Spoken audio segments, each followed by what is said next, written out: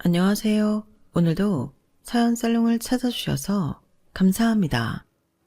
얼마 전 TV를 보다 보니 10년 전 드라마가 방영하고 있더군요.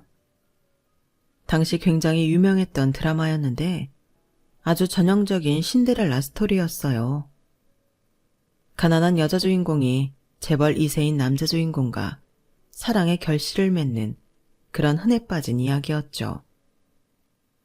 우연히 채널을 돌리다 보게 된 그 드라마 덕분에 전 지난 3일 동안 뭐에 홀린 듯이 제 사연을 적어 내려가게 되었답니다. 사실 저도 딱 그런 이야기의 주인공이거든요. 어느 날 갑자기 재벌 2세급으로 부자였던 남자를 만나면서 온갖 시련과 역경을 이겨내는 그런 전형적인 신데렐라 스토리 말입니다. 지금부터 제 이야기를 가감없이 들려드릴게요. 저는 누구나 알만한 브랜드 카페의 매니저로 7년 동안 일하고 8년째 되는 해에 점장이 되려고 준비 중에 있었어요. 부모님은 두 분 다 바닷가 마을 근처에 사셨고 저는 홀로 대학교 때부터 서울 생활을 해왔기 때문에 늘 생활고에 시달릴 수밖에 없었죠. 바리스타 월급은 생각보다 굉장히 작고 또 업무 자체도 힘든 편이었기에 전 다른 진로를 생각하기보다는 차라리 일하던 곳에서 한 우물을 파서 점장까지 달려봐야겠다는 일념 하나로 8년 차까지 버틴 거였죠. 그런데 그 시기에 남자를 만나게 된 거예요. 저보다 5살이 많았던 그 사람은 제가 일하던 건물에서 일하던 사람이었죠. 둘 다 같은 건물에서 오래 일했기 때문에 얼굴은 알고 있었는데 나이며 이름이며 직업은 전혀 모르다가 그 남자가 저에게 먼저 말을 걸어오며 가까워지게 되었어요. 처음엔 가벼운 아침 인사로 시작했는데 점점 이름도 나이도 알게 되면서 밖에서 식사까지 하는 사이로 발전하게 된 거죠. 그렇게 그 남자와 저는 서서히 연인 사이가 되었고 연애한 지 1년 만에 결혼을 약속하게 되었답니다. 사실 전 연애할 때 남편이 그렇게까지 부자인 줄은 몰랐어요. 저보다 여유가 있어 보이긴 했지만 그렇다고 제가 일하던 건물을 소유하고 있는 사람일 줄은 몰랐죠. 사실 연애할 땐 오히려 소소한 데이트를 많이 한 편이라서 서로 소박한 취향이 잘 맞는다고 생각했었거든요. 그런데 남편은 그 건물 말고도 건물을 2채나 더 소유하고 있었고 시어머니 되실 분은 더 많이 가지고 계시다고 하더군요. 심지어 남편이 일하는 회사를 운영하는 사람이 시어머니셨고요. 그걸 알게 된 것도 충격이었는데 시어머니께 따로 연락이 왔을 때는 얼마나 놀랐겠나요? 전체 번호를 가르쳐 드린 적도 없는데 말이에요. 시어머니는 결혼 전에 마감을 마친 저희 매장에 오셔서 드라마 속 장면처럼 제게 얘기하셨습니다. 단도직입적으로 말하죠. 난 그쪽이 내 며느리가 되는 게 마음에 안 드네요. 1년 사귀었다고 했나요? 어차피 얼마 만나지도 않았는데 이쯤 하고 헤어져요. 제가 어머님 마음에 잘 안 든다는 거 잘 알고 있습니다. 그렇지만 저희 정말로 서로를 사랑하고 있고 서로에게 힘이 되어주고 있어요. 어른들이 반대하는 결혼에는 다 그만한 이유가 있다는 말 안 들어봤나요? 그쪽은 우리 아들이랑 좋은 인연이 될 수 없어요. 저희 그동안 사귀면서 서로 의견 부딪히는 일 있으면 대화로 잘 해결해 오곤 했어요. 앞으로 평생 한 번도 싸우지 않고 알콩달콩하게 지낼 수만은 없겠지만 그래도 무슨 일이 있어도 서로 잘 극복해 나갈 수 있을 거예요. 이해를 못하는군요. 그쪽은 우리 아들 감당 못할 거예요. 도영이 걔는 아직 애고 그쪽처럼 무른 여자라면 컨트롤 못해요. 아니에요, 어머님. 도영씨 그래도 생각이 참 깊은 사람이고 저도 보기보다 무른 사람은 아니에요. 어머니가 걱정하실 일 없게 할게요. 다행히 물을 맞거나 돈봉투를 받는 상황까지는 생기지 않았지만 시어머니는 한참 더 불만을 표하다가 가셨어요. 그리고 나중에 시어머니가 왔다 갔다는 얘기를 전해 들은 남편이 저에게 앞으로는 이런 일 없을 거라고 미안하다며 사과를 했어요. 하지만 남편의 다짐이 무색하게 얼마 뒤 시어머니는 저희 둘을 동시에 부르셨죠. 저는 정말 이번에야말로 제대로 단판을 지으시려나 보다 생각했는데 놀랍게도 시어머니는 저희 결혼을 허락해 주셨어요. 대신 지켜야 할 게 아주 많았죠. 내 며느리가 되면 일단 결혼하고 2년 동안은 우리 집에서 같이 살아야 한다. 2년 동안 가르칠 게 아주 많아. 우리 집은 무조건 아침 7시에 식사를 해야 된다. 아침 식사는 소화가 잘 되는 메뉴로 적당히 먹는 게 좋아. 밥, 국, 그리고 반찬 3-4가지 정도이니 일하시는 이모님 따라서 배우면 금방 적응할 거다. 네, 어머님 걱정 마세요. 저 요리 원래 좋아해서 잘할 수 있어요. 제일 중요한 건 2년 뒤에 나가 살면서도 반드시 이걸 지켜야 한다는 거야. 하루의 시작이 어그러지면 이후 일정과 컨디션까지 다 어그러지게 되는 게야. 그리고 도영이가 퇴근하고 집에 들어오면 반드시 나한테 도영이가 집에 들어왔다고 연락하도록 해. 네, 알겠습니다. 잠깐만, 갑자기 내 퇴근 시간은 왜? 하라면 해. 결혼만 시켜준다면 뭐든지 하겠다며. 그리고 이세 계획은 사업 일정 보고 나서 정하거라. 내가 괜찮다고 한 기간에 병원에서 날짜 잡고 진행하도록 해. 무슨 일이 있어도 사업에 지장이 가게 하지는 말거라. 네, 알겠습니다, 어머님. 어머님 실망시켜드리는 일 없게 할게요. 저희는 그렇게 시어머니의 허락을 받고 결혼식을 올렸어요. 결혼식도 어머니가 정해준 날짜에 정해준 예식장에서 진행해야 했죠. 저희는 결혼식을 올린 뒤 3개월 후에야 신혼여행을 갈 수 있었는데 그 역시도 시어머니가 정해준 일정대로 움직인 거였어요. 그나마 신혼여행을 간 현지에서는 저희끼리 편하게 있을 수 있었네요. 저는 결혼식 2주 전부터 시댁으로 살림을 옮겨 시집살이를 시작했는데 신혼여행을 가는 날 아침까지 오전 7시에 아침상을 차려서 다 같이 식사를 한 뒤에 공항으로 출발했어요. 이 정도만 들어도 제 시집살이가 어땠을지 감이 오시지 않나요? 그야말로 계모와 언니들에게 구박을 받는 부엌대기 신세. 그 이하도 이상도 아니었어요. 시댁에서 일하시는 도우미 이모님들 역시 저에게 아무런 정을 붙이시지 않고 사무적으로만 대하셨거든요. 게다가 이모님들마저 저에게 일을 가르치시는 입장이다 보니 결국 저에게 지시를 내리는 사람들 중 하나에 불과했어요. 하지만 처음 약속했던 대로 딱 2년만 버티면 끝날 일이었기 때문에 전 악착같이 버텨냈습니다. 매일 아침 5시에 일어나서 하루를 시작하고 원래 제가 다니던 직장도 그대로 다니며 집안에서 시키는 일까지 전부 완벽하게 해내며 버텼어요. 심지어 배탈이 난 날에도 최대한 티를 내지 않고 묵묵히 해야 할 일들을 해냈죠.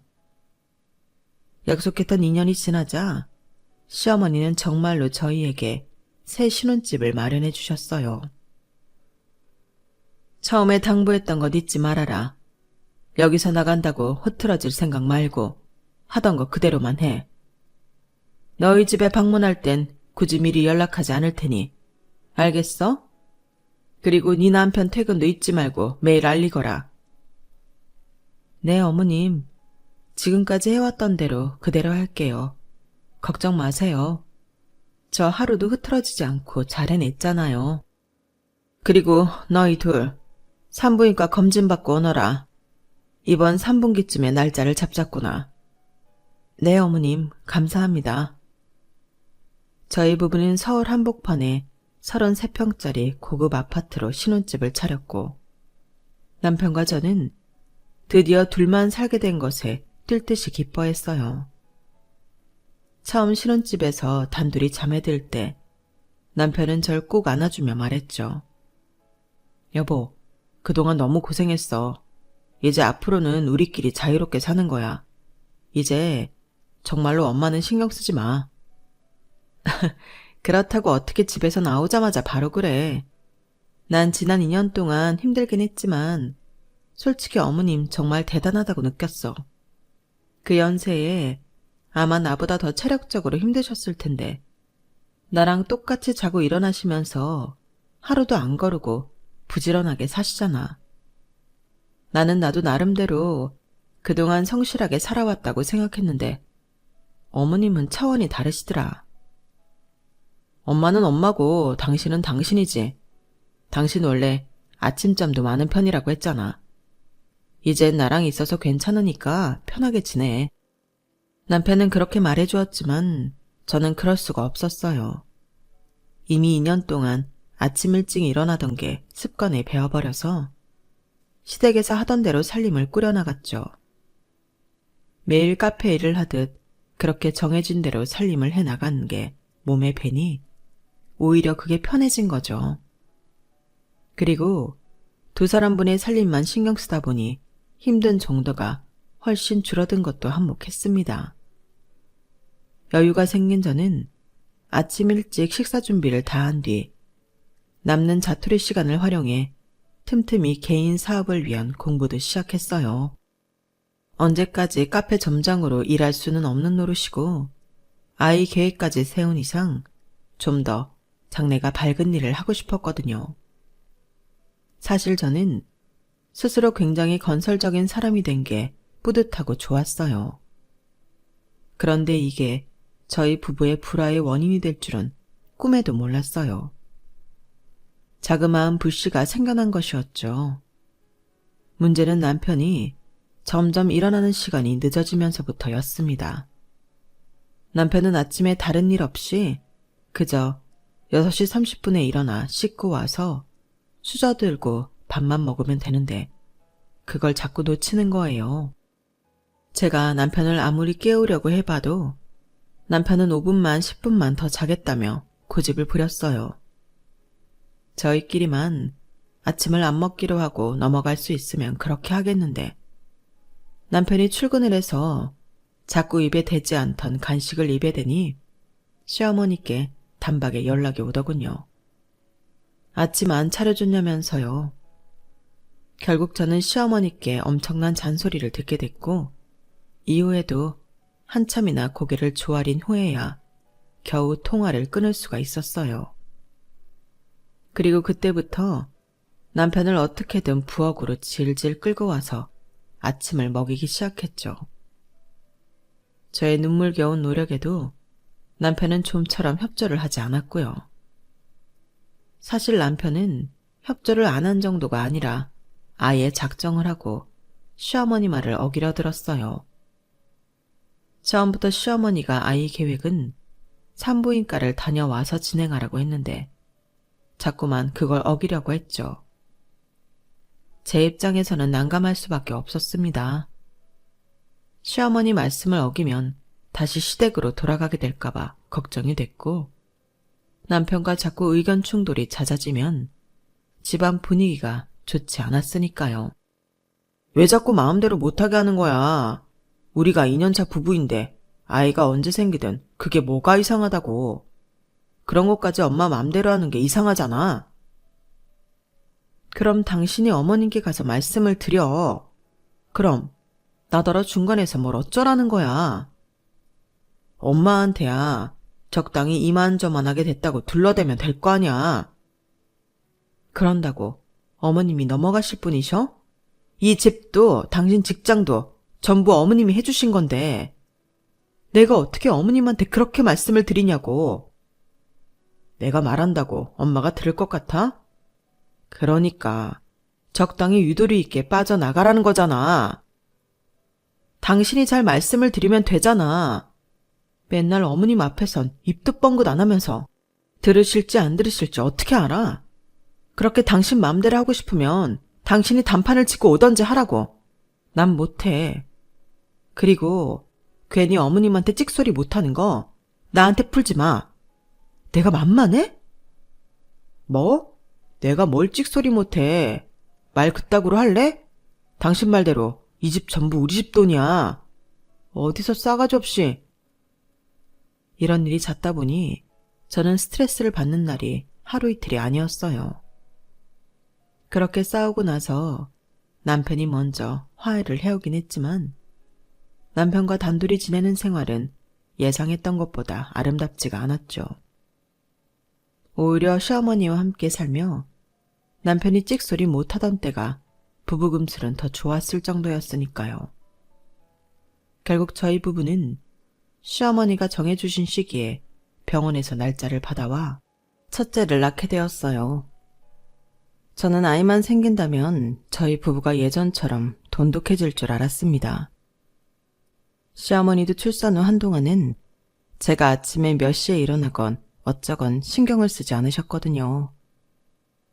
아침마다 기분 상해가며 남편을 억지로 깨울 일도 없고 비임을 한 해 만에 실랑이를 벌일 일도 없으니 싸울 일도 없었죠. 게다가 저희 첫째 아들은 정말 남편을 똑 닮아 있었어요. 왜 남자들이 자신을 똑 닮은 자식한테는 애정이 남다르다고 하잖아요. 하지만 저희 남편은 그러질 않았어요. 왜인지 모르게 아이한테 차가운 느낌이었죠.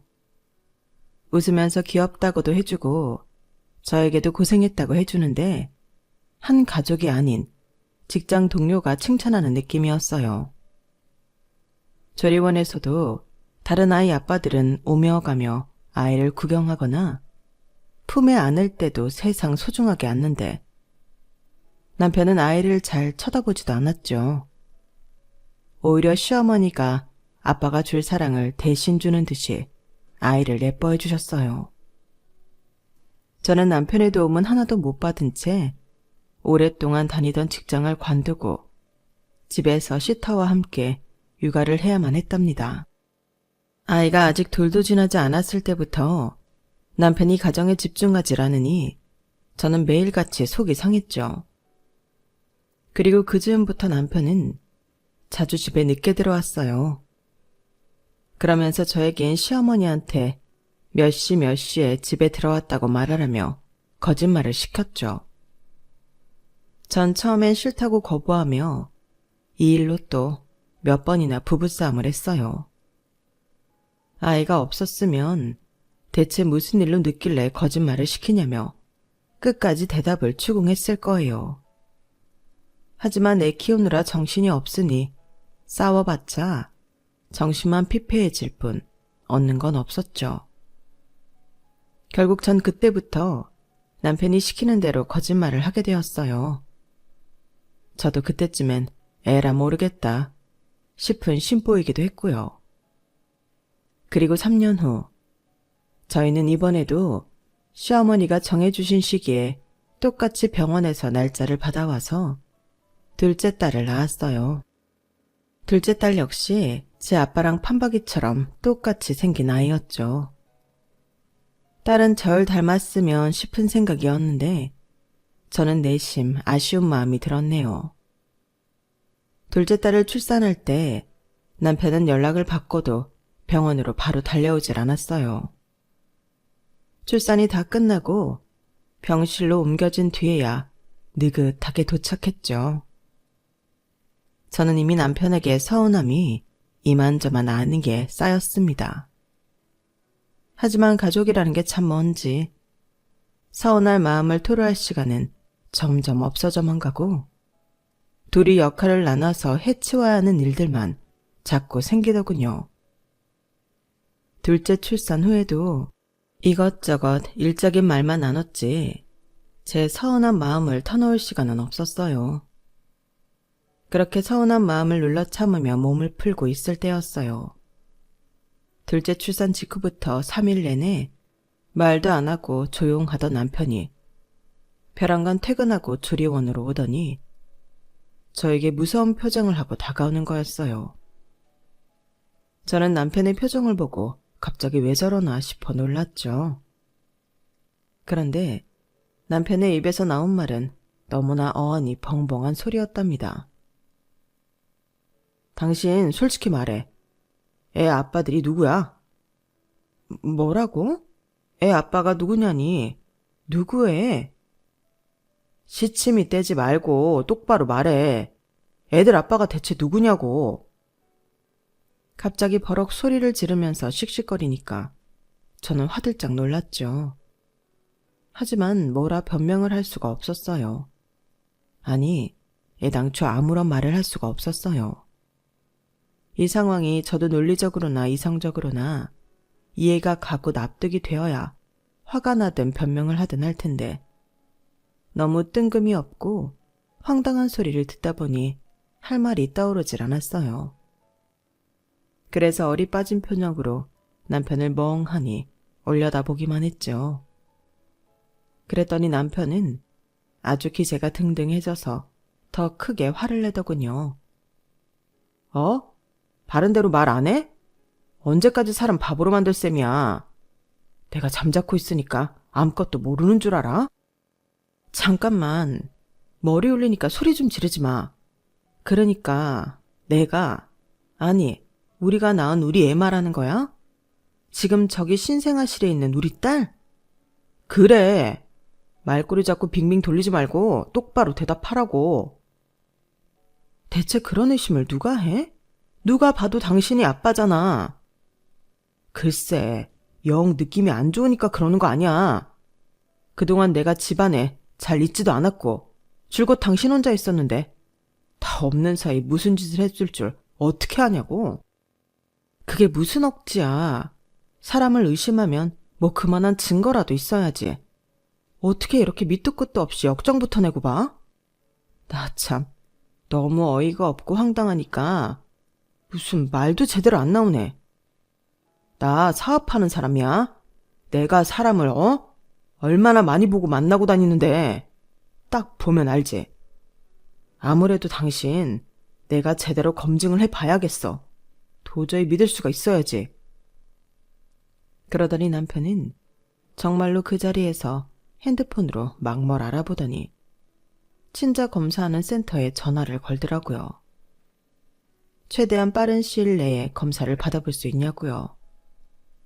뭐가 잘 안 됐는지 일단 알아보겠다며 전화를 끊었는데 남편의 그 꼴을 보니 그제서야 제대로 부하가 치밀어 올랐습니다. 아무런 근거도 없는 소리를 난데없이 해대면서 그것도 출산 막 마치고 산후조리 중인 아내 앞에서 친자 검사 예약을 알아보는데 미친 인간이 제 남편이라뇨.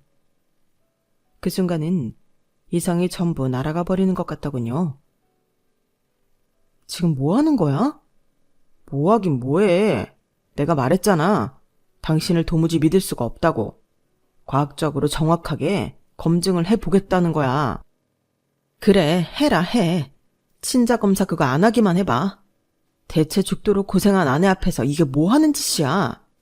집에는 잘 들어오지도 않는다는 게 자랑이냐?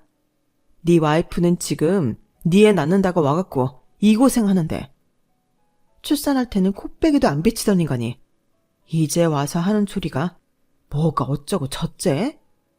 쟤네 얼굴만 봐도 세상 사람 전부 당신 애들인 거 다 알아. 말이 되는 소리를 해야지 진짜.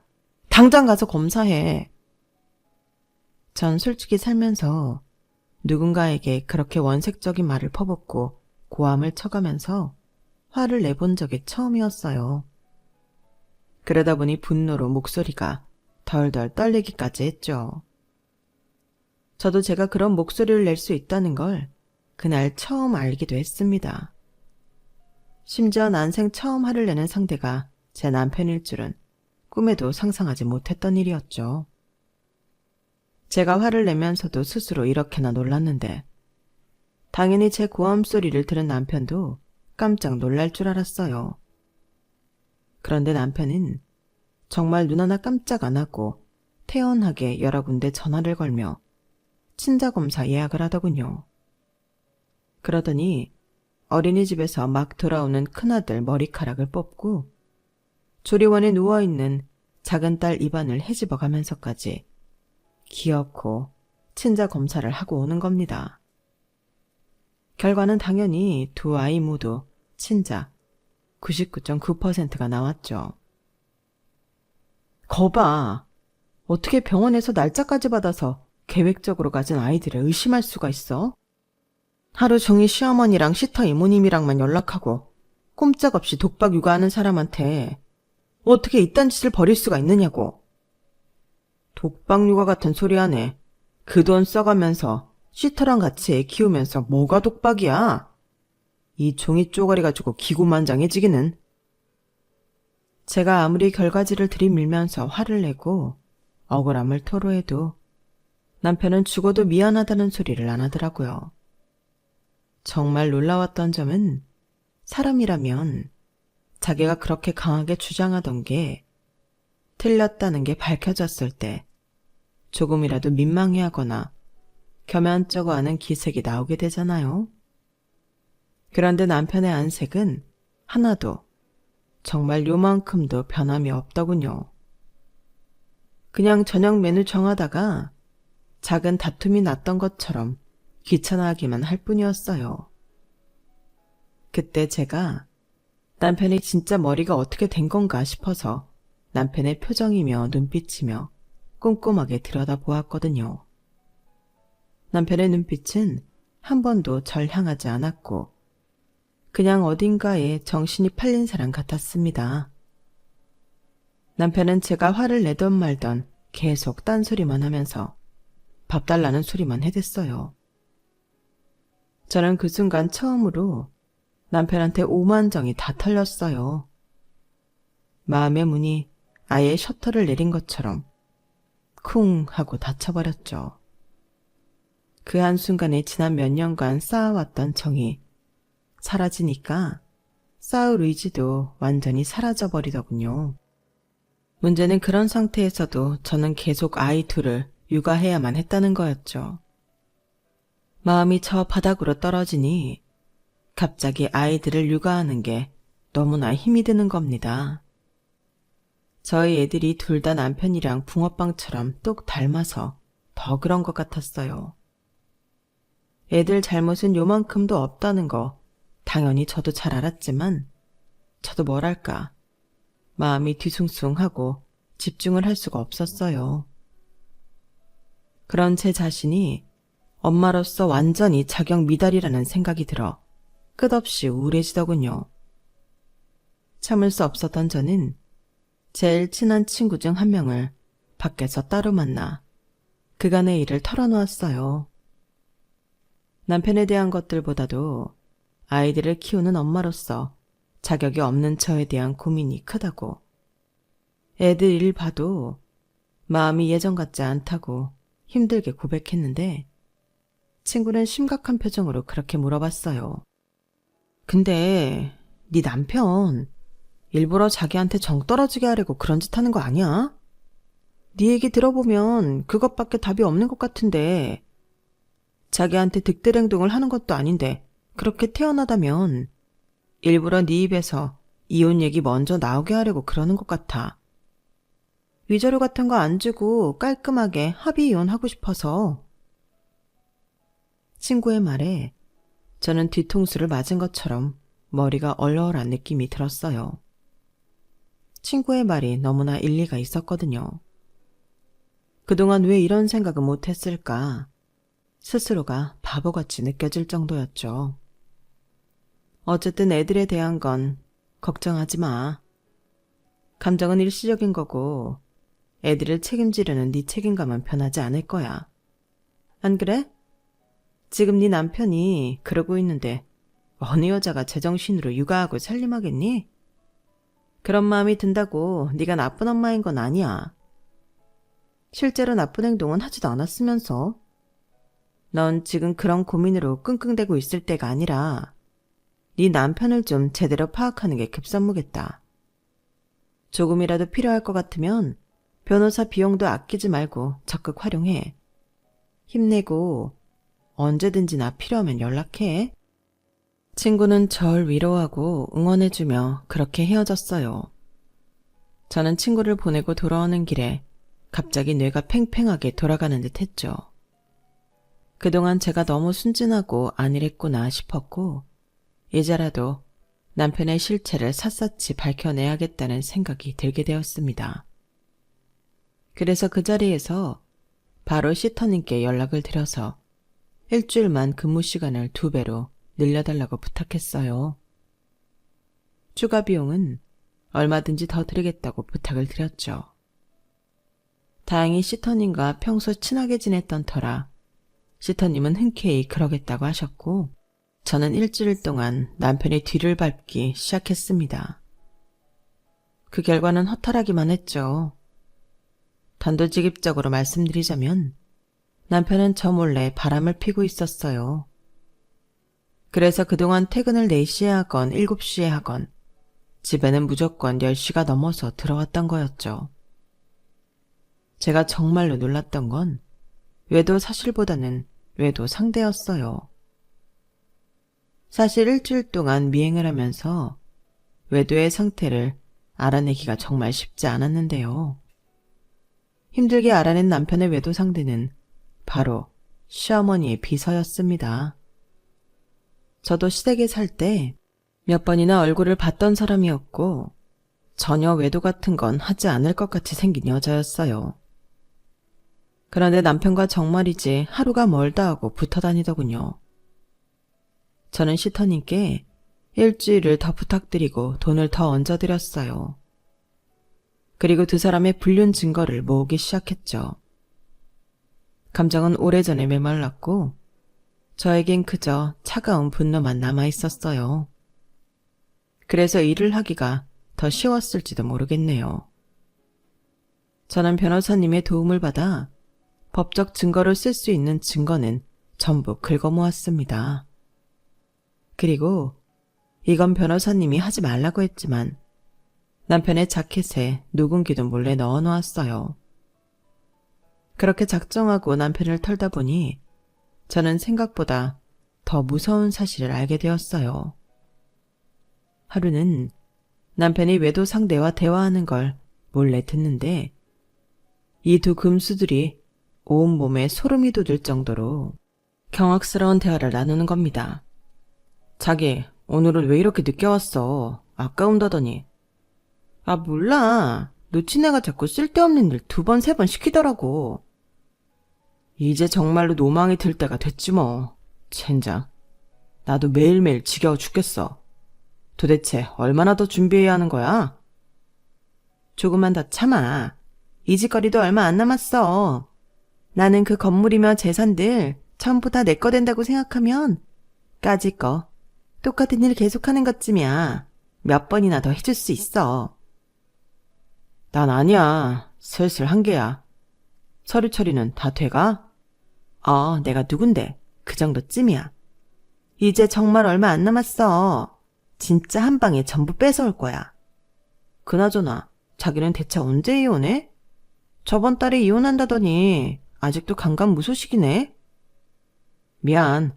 타이밍을 놓쳤어. 그래도 조만간 반드시 이혼할 테니까 걱정 마. 이제 와이프도 나한테 감정이 식어버린 상태니까. 나야말로 정말 얼마 안 남았어. 어씨, 애들은 어떡하냐? 애들이 무슨 상관이야. 그냥 내치던가 하면 되지. 그래도 최대한 저렴하게 이혼하고 싶으니까 그렇지. 애 둘이면 양육비로 얼마가 깨지는지 알아? 애들을 아예 데리고 오던지 우리가 키운다고 하고 그쪽한테 양육비 받으면 되잖아. 그리고 어디 기숙학교 같은 데 보내버리면 되지. 아, 그러네. 그래도 되겠네. 그럼 최대한 빨리 이혼해볼게. 그리고 이거 받아가. 뭔데? 놓친 내 핸드폰에 이 프로그램 깔아. 그럼 우리가 핸드폰 해킹해서 돈이든 뭐든 다 뺏어올 수 있으니까. 오, 오케이. 알았어. 두 사람은 시어머니의 뒤통수를 치고 저와 아이들을 길바닥에 내칠 계획을 하고 있었어요. 심지어 이미 상당히 많은 준비를 마친 것 같았죠. 다른 건 몰라도 제 아이들을 어디로 보내니 많이 하는 파렴치한 소리를 들으니 손이 부들부들 떨릴 정도로 화가 나더군요. 이 내용을 전부 알게 된 이상 저 역시 곱게 이혼해줄 마음은 추호도 없었습니다. 저는 변호사와 매일같이 상담을 하며 이 짐승만도 못한 년놈들을 제대로 보내버릴 계획을 했어요. 그렇게 며칠이 흐른 뒤 남편은 평소보다 일찍 퇴근을 하더군요. 그런데 웬일로 시어머니와 함께 들어온 거예요. 전 본능적으로 오늘 뭔 짓을 저지르나 보다 생각하고 잔뜩 경계를 하고 있었습니다. 겉으론 여느 때와 다르지 않은 저녁이었지만 마치 폭풍 전야와 같았어요. 저는 저녁 식사를 마치자마자 큰아들은 일찍 아이방으로 올려보냈는데요. 문제는 작은 딸이었어요. 아직 신생아였던 작은 딸이 갑자기 우는데 제가 딸아이가 우는 원인을 찾는데 조금 시간이 걸린 거예요. 체감상 한 10분쯤 걸린 것 같았죠. 잠깐 근처 마트에 가셨던 시터님이 후다닥 오셔서 젖병을 물려주고 나서야 울음을 멈출 수 있었어요. 그런데 갑자기 남편이 그 모습을 보더니 절 손가락질 하더군요. 마치 시어머니한테 보라는 듯이 절 하자 있는 아내로 몰고 갔어요. 눈치 빠른 시터님은 둘째를 안고 후다닥 아이방으로 몸을 피하셨고요. 이거 봤어? 이 여편 내 지금 하는 꼴 봤냐고. 일도 안 하고 돈도 안 버는 주제에 꼴랑 하는 건 집에서 애 보는 것밖에 없으면서 시터가 없으면 아무것도 못한다니까? 꼴랑 애 보는 것밖에? 애 아빠 주제에 애들한테는 요만큼도 관심 안 쏟는 사람이 지금 뭐라는 거야?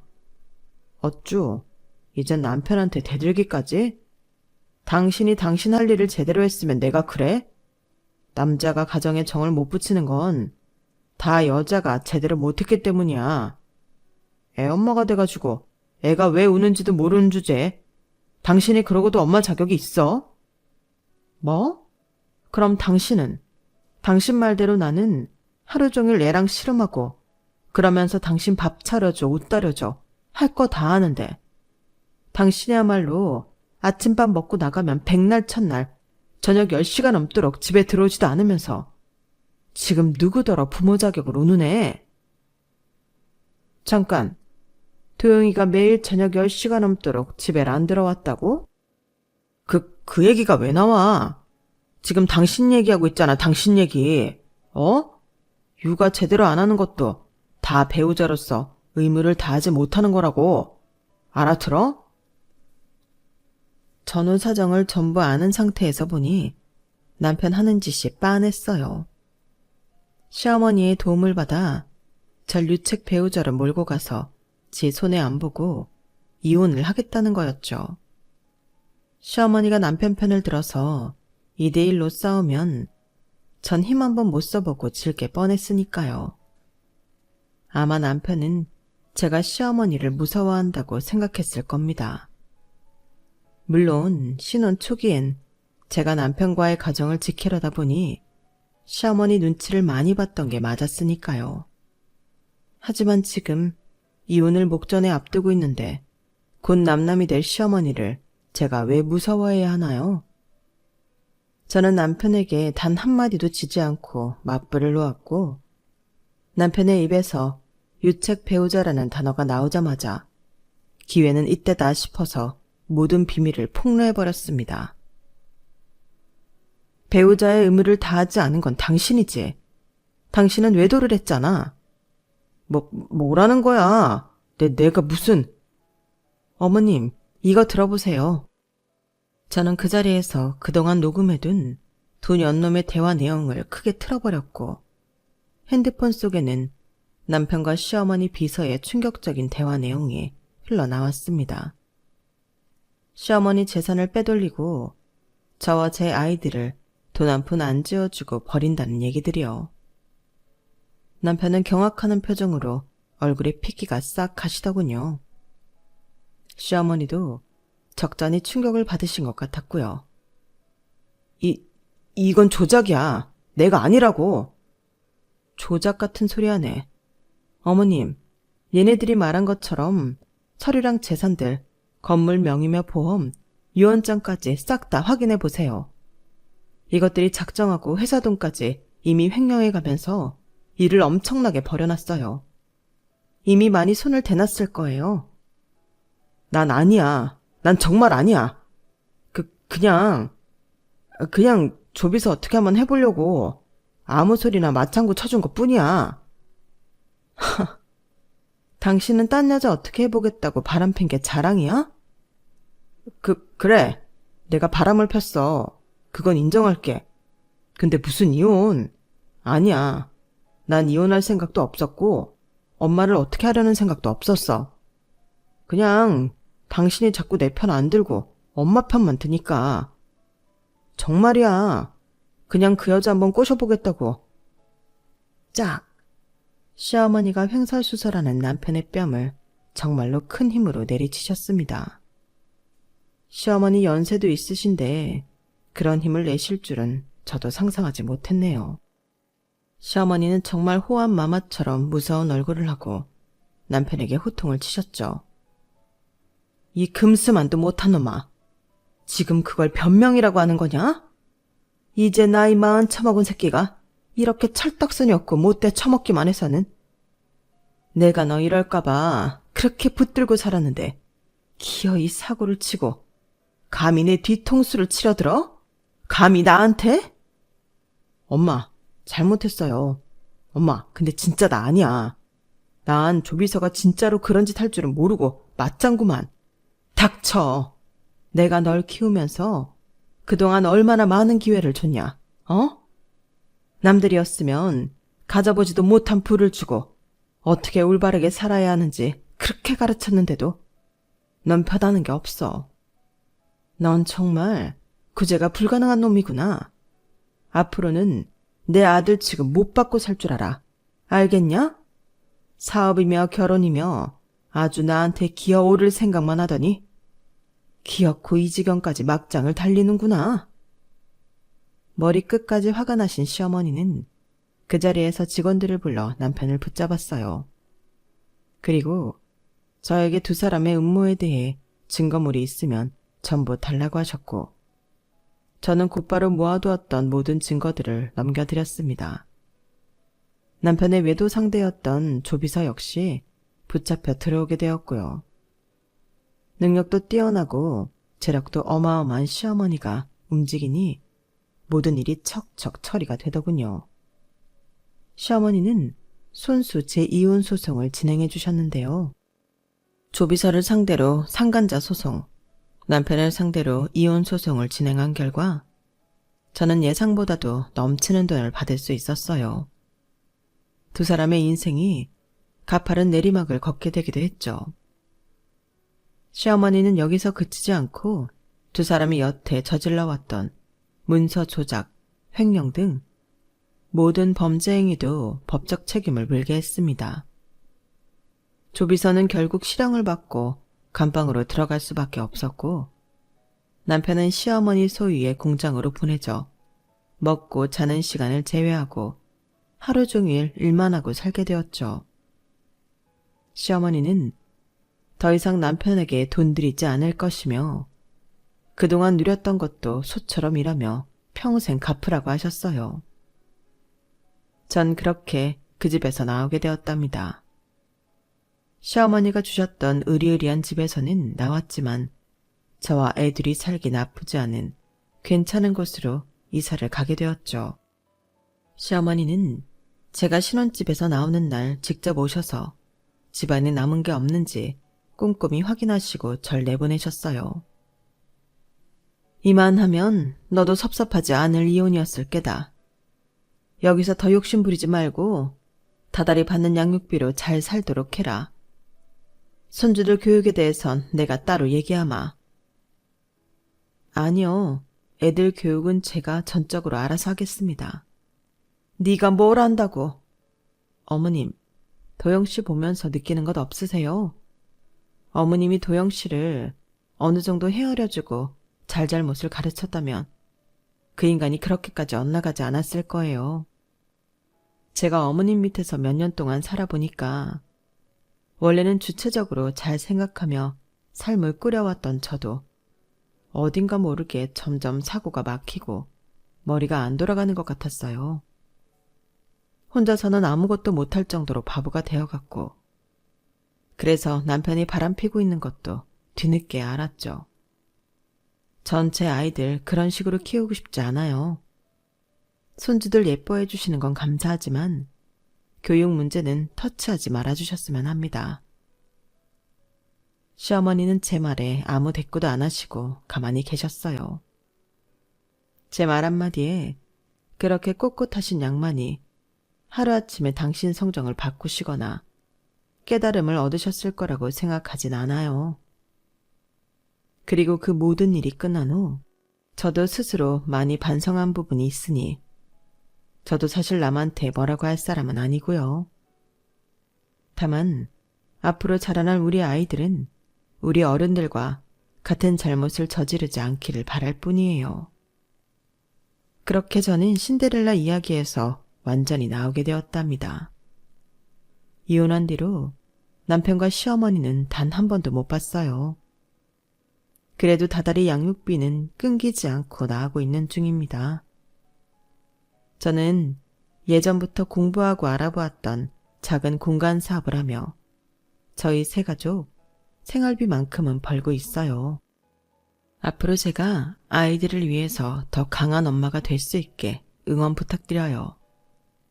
제 이야기 들어주셔서 고맙습니다. 항상 건강하시고 밝은 길만 걸으세요. 여러분, 사연 댓글에 응원과 현명한 조언 부탁드려요. 좋아요와 구독은 저에게 큰 힘이 됩니다. 오늘도 좋은 일 가득하세요.